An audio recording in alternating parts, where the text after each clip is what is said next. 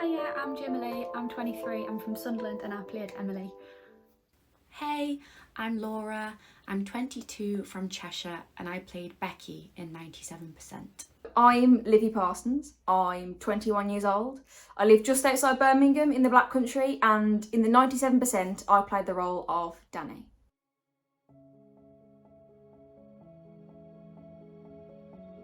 Not only is it about making awareness and educating those about the goings on and how normal some of this stuff unfortunately is, it's also about the bond that females have and, you know, the sisterhood about the whole situation and the understanding that we all have.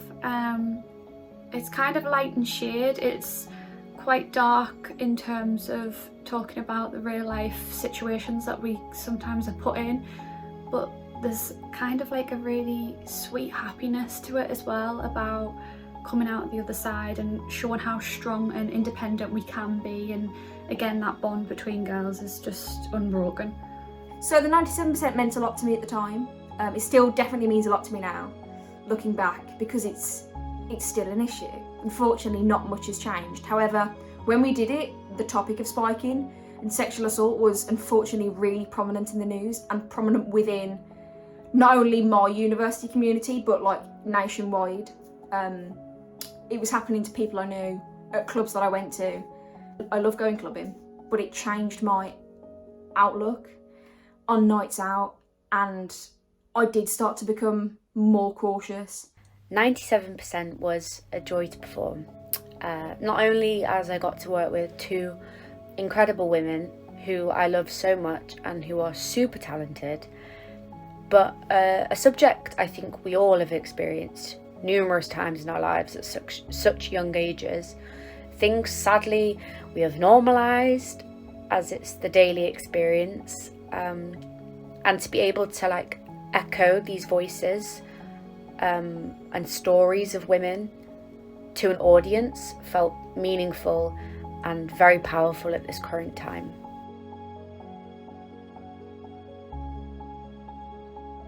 So the process for me as an actor was really rewarding actually. It's a very meaty piece, there's a lot of naturalistic text. I could really dig into each of the relationships I had with the other two actors. It was hard at times because it's really raw and emotional material. But at the end of the day, that's the most rewarding to play. We all felt safe to go into those mental spaces, but also have the opportunity to come out, take some time, remember that we are who we are, we're in a safe space, and then go back into the text. The process was fun, and Amy made sure to check in with us as actors if scenes felt uncomfortable for us. My favourite scene was the charades one, as it kept the play very light at times. And you know, being a woman isn't scary or bad, it's sensitive and beautiful and uplifting to be around other women, regardless that we might get stalked on the way home, you know what I mean? Most of the time when you do something, you go into it completely blind, because there's a lot of situations that you're potentially portraying that you've never been put in before, or the person that you're going to be playing is completely different to what you used to. So coming into this and basically telling the stories of those situations that you've been put in yourself or already have witnessed and been around the people that have told these stories is quite insane, I think. I felt like I had a duty and I had to tell this as honestly and truthfully as possible, because this isn't a made up fantasy, this is the nitty gritty of it all, this is the raw truth.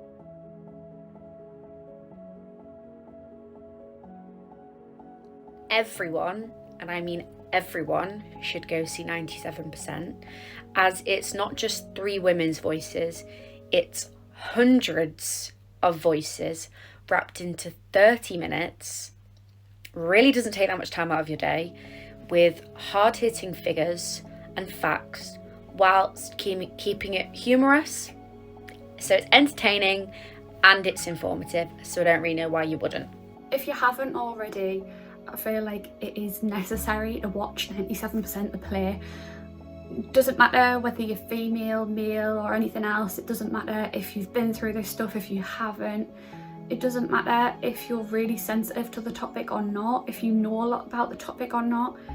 It is a play for everyone and it should be seen by everyone. It is something that can get swept under the rug or that we don't talk about purely because of the stigma attached to it, and I think that is the reason why everyone needs to see this play, because of that stigma. We need to have awareness about it, we need to show the honesty about it, we need to spread those stories and tell our truths. 97% needs to be seen by you, purely so you can witness firsthand being that 97% if you haven't already. People should see the 97% purely for the perspective it brings and the fact that it's a really prominent and topical issue, and the fact that they will know somebody in their life who has gone through this, if not themselves. University experiences can often be overlooked in the media and in theatre and in art, because often it feels as a student you're regarded as just kind of somebody who is a bit hedonistic. You just go out, you club, whatever you do, it's your own fault because you got drunk. To have this on top, this 97% statistic, it's really important for people to know that and for people to recognise it and for people not to just sweep it under the rug, because it is so easily swept under the rug.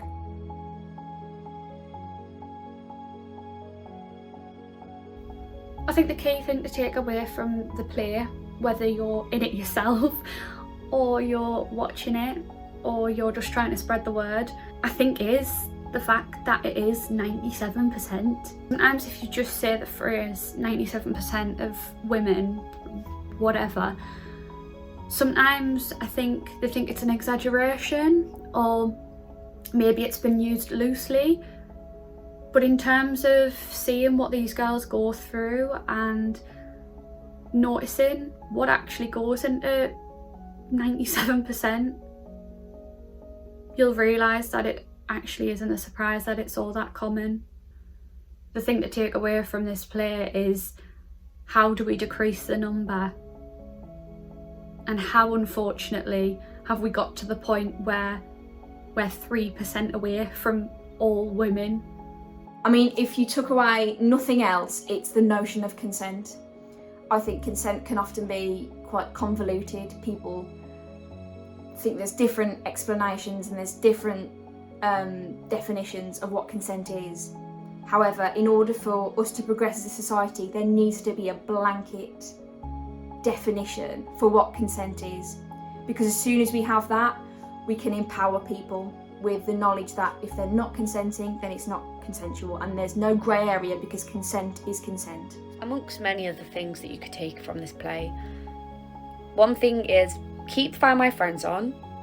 Don't leave anyone alone, especially if you're out in a club and especially if you've been drinking. It's a sad truth, but make sure you have someone to look out for you.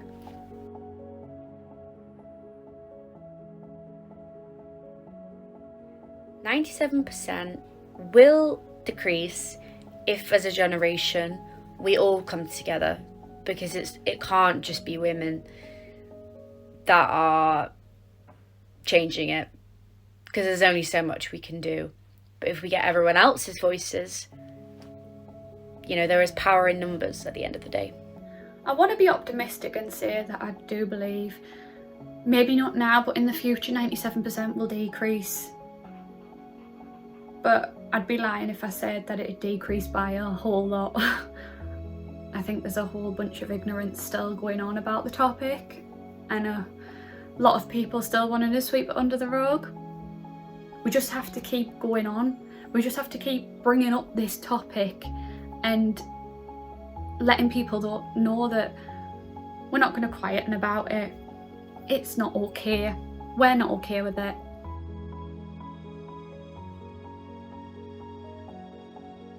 So if I were to talk to my character, I'd I'd kind of want to be like a therapist a little bit. I mean, I'm not a therapist, but there's a lot of baggage with Danny, at least in terms of the emotional journey I gave her and the given circumstances coming into the play.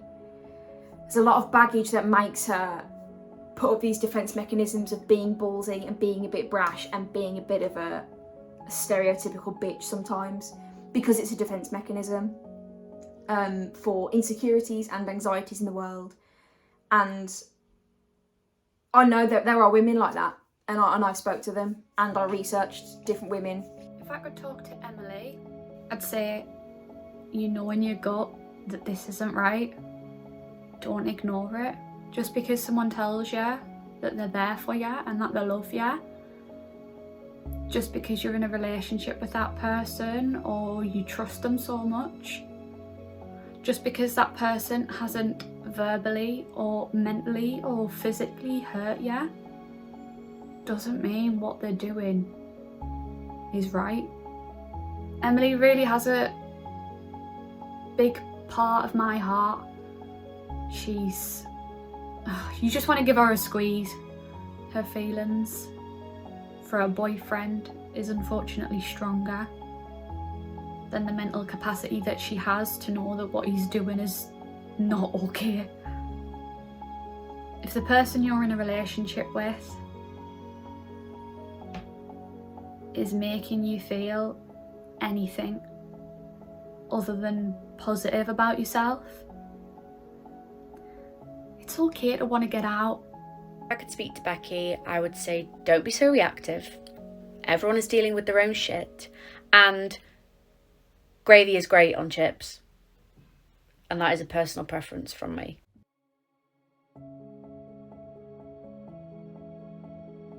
My favourite quote from the piece is a line I was very lucky to say. It was at the end of Danny's monologue in kind of the third act.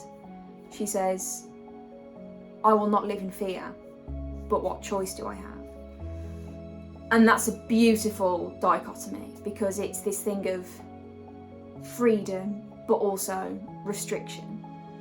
It's looking into the future and wanting things to change, but resigning herself to the fact that at the moment there is nothing she can do.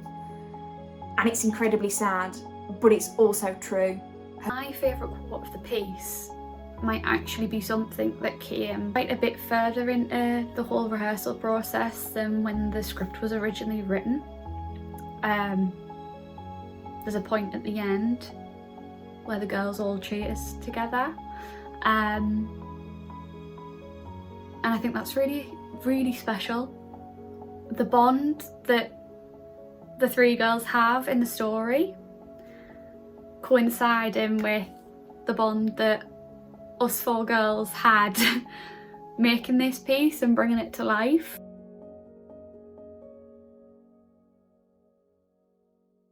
Before I say this, obviously it's not all men, but it's many of you. Bouncers really need to do better, especially just keeping women attended. You know, leaving women just outside after they've been spiked. Like, are you dumb? Are you dumb? Just take it bloody seriously. That's all anyone asks for. It doesn't matter whether it's a minor issue or a major issue. Take it seriously. Women don't complain about an awful lot, I don't think. So when we do, please listen. So for me, everything starts with education.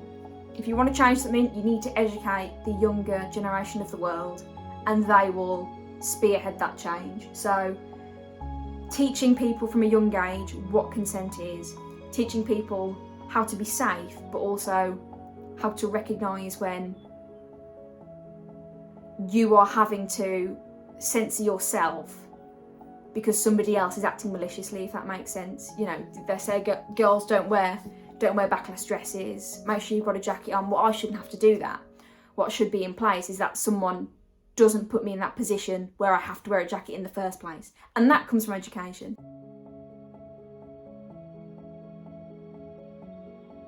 As hard as it is, please don't live your life on the edge for other people. Be considerate of everything going on around you, but don't let it dampen your spirit. Don't let it change your perception on yourself, most importantly. If something doesn't feel right, say it. Speak up, use your voice, because it's only through empowering yourself with your own voice that you can empower each other. And all it takes is one person to say, this has happened to me and I think it's wrong, for somebody else to have the courage to say, okay, I'm going to say my truth too. The advice that I would give other women is keep being emotional and keep being sensitive and loud and passionate. Scream more and get raged more, and don't give up.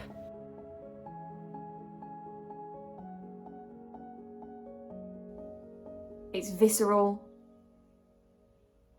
it's raw, and it's empowering in an interesting way, because to show your weaknesses is also to show your strength. 3 words that I would describe 97% is empowering, truthful, and rage. Pride, heartache, and unity.